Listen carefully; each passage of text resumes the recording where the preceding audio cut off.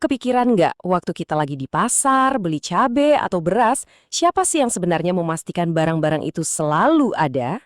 Nah, di balik semua itu ada sebuah sistem yang kerja nonstop. Dan hari ini kita bakal bongkar tuntas cara kerja sistem ketahanan pangan, khususnya di Sumatera Utara. Nah, semua yang bakal kita obrolin ini bukan karangan ya, acuannya jelas. Peraturan Gubernur Sumatera Utara nomor 28 tahun 2023. Anggap aja ini contekan kita buat ngintip dapur mereka, buat tahu gimana caranya mereka menjaga perut kita semua. Oke, biar nggak bingung, ini dia alur obrolan kita. Pertama, kita kenalan dulu sama strukturnya, terus kita dalami dua tugas utamanya, menjamin ketersediaan dan mengatur distribusi, dan di akhir kita bakal lihat gambaran besarnya. Sip, langsung aja kita mulai. Oke, pertanyaan pertama, siapa aja sih yang main di lapangan ketahanan pangan ini? Ternyata ini bukan kerja satu orang. Strukturnya itu berlapis, dari yang paling atas di tingkat provinsi sampai ke unit-unit yang lebih spesifik. Nah, di level paling atas ada semacam induknya nih, yaitu Dinas Ketahanan Pangan, Tanaman Pangan, dan Hortikultura Provinsi Sumatera Utara. Mereka lah yang pegang komando utama untuk semua urusan pangan se-Sumatera Utara. Tapi kita nggak akan bahas dinas segede itu, kita mau zoom in lebih dalam lagi. Di dalam dinas besar tadi, ada satu unit kunci, bisa dibilang jantungnya, yaitu bidang ketahanan pangan. Nah, unit inilah yang jadi fokus utama kita hari ini. Oke, sekarang kita udah kenal sama unitnya. Pertanyaannya, apa sih sebetulnya misi utama mereka? Buat apa mereka ada? Apa tujuan akhir dari semua kerja keras mereka? Sebelum lanjut, kita samain frekuensi dulu ya. Apa sih yang dimaksud dengan ketahanan pangan? Gampangnya gini, ini adalah sebuah kondisi di mana makanan itu cukup, harganya terjangkau, dan semua orang bisa mendapatkannya, kapanpun dan dimanapun. Kedengarannya simpel ya, tapi jangan salah, ini fondasi yang sangat krusial banget buat sebuah wilayah. Nah, biar kerjaan raksasa ini bisa jalan, Pergub tadi memecahnya jadi 3 fungsi utama. Pertama, mereka yang bikin aturan mainnya, alias koordinasi dan kebijakan teknis.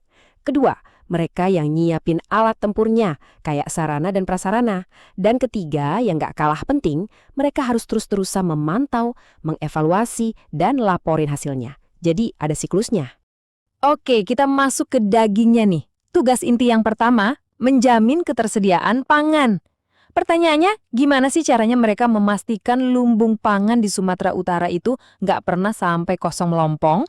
Logikanya sederhana banget sebetulnya. Ketersediaan itu nomor 1, ya kan? Gimana mau ngomongin distribusi kalau barangnya aja nggak ada? Ibaratnya kita nggak bisa bagi-bagi air kalau sumurnya kering. Makanya memastikan stok pangan itu selalu cukup, itu prioritas mutlak. Titip. Dan ini bukan kerjaan asal-asalan loh, ada prosesnya yang jelas. Semuanya dimulai dari analisis data pangan. Dari data itulah lahir kebijakan-kebijakan teknis. Terakhir, semua kebijakan itu dievaluasi dan dilaporkan hasilnya.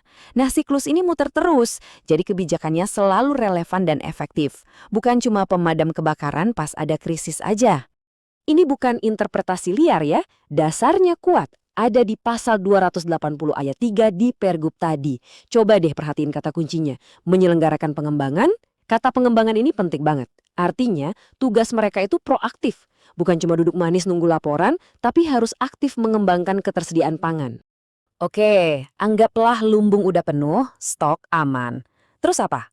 Nah, tantangan berikutnya nggak kalah gede. Gimana caranya memastikan semua isi lumbung itu sampai ke piring kita masing-masing? Yuk kita lihat gimana mereka ngatur lalu lintas distribusi yang super rumit ini. Kalau mau cari perumpamaan yang pas, bayangin aja mereka ini kayak menara pengawas lalu lintas udara atau ATC. Mereka mungkin nggak ikut nyetir truk mengangkut berasnya. Tapi merekalah yang memastikan semua penerbangan logistik ini dari petani ke gudang sampai ke pasar berjalan lancar, efisien, dan tepat waktu. Gimana caranya? Ada 3 langkah kunci. Pertama, mereka harus koordinasi sama semua pemain, mulai dari petani sampai distributor gede. Kedua, mereka melakukan pengendalian dan pembinaan biar kualitasnya tetap terjaga. Dan ketiga, tentu saja, pengawasan dan monitoring non-stop di sepanjang jalur distribusi. Sampai sini kita udah bahas soal ketersediaan dan distribusi. Tapi, coba kita mundur sedikit deh, kita lihat gambaran besarnya. Soalnya, dua hal tadi walaupun penting banget, sebenarnya cuma dua kepingan dari sebuah puzzle yang jauh lebih besar. Jadi begini, pasal 280 itu sebenarnya membagi tugas mereka ke dalam 4 pilar utama. Nah, dua pilar yang udah kita bahas tadi itu ketersediaan dan distribusi. Tapi masih ada dua lagi. Mereka juga ngurusin soal konsumsi dan keamanan pangan, mendorong penganekaragaman biar kita nggak makan nasi terus, dan bahkan sampai menangani daerah-daerah yang rawan pangan. Keempat pilar ini tuh kayak roda gigi dalam sebuah mesin, harus jalan barengan. Coba bayangin, apa gunanya beras melimpah ruah tapi ternyata nggak aman buat dimakan? Atau apa artinya distribusi lancar kalau semua orang cuma makan satu jenis makanan aja, yang bikin kita rentan banget kalau ada krisis? Semuanya harus seimbang. Jadi kalau kita tarik kesimpulan, jelas banget ya, pekerjaan mereka ini jauh dari sekedar urusan administrasi, stempel, dan kertas-kertas. Mereka ini bisa dibilang penjaga stabilitas, garda terdepan yang tugasnya memastikan jutaan perut di Sumatera Utara bisa terisi setiap harinya. Jadi mungkin lain kali pas kita lagi makan, coba deh ingat sejenak. Di balik setiap hidangan yang ada di meja kita, ada sebuah sistem yang kompleks dan kerja keras dari banyak orang. Nah, pertanyaan buat kita renungkan bareng-bareng, seberapa sering sih kita benar-benar sadar ada peran pemerintah di balik setiap suapan makanan kita?